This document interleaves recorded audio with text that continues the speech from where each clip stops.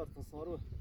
Туугандар, бүгүн биздин абабыз Тайлак Эрмат мына Акчалынын көчөсү Кудай кааласа. Бүгүн ушу көчөгө абабамдын атын коюшту неберелери.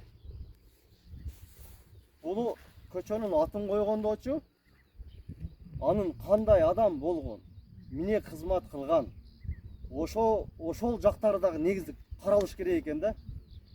Азыр мен угуп чайын берди да, анан ошол жерде угуп отурсак, кагаздарынан бери көрсөттү. Факты болсун депчи.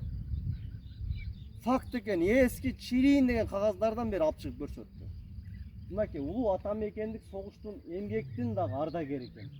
Бул медалдар факты кагаздарынан бери бар экен.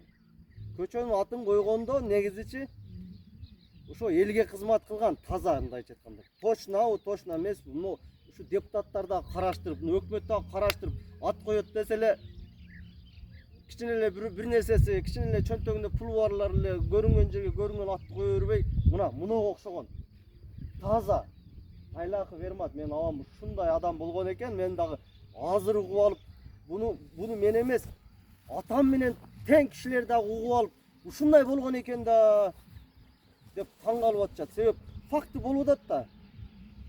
Бул факты Бишкектен немеде архивден алып келишиптир. Андыктан туугандар, мынакей таза менет, ошон үчүн айтканда эл эмгегин жер жебейт депчи. Мынакей ошол.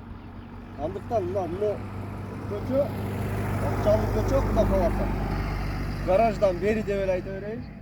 Тайлаков Эрмат атындагы көчө туугандар. О, мен абам болот.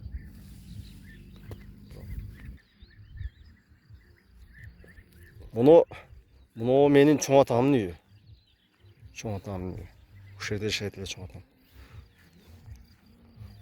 Муну үй мына ушунун атасынын үйү, ушунун үйү. Киндик кан тамган жерлер да булардын.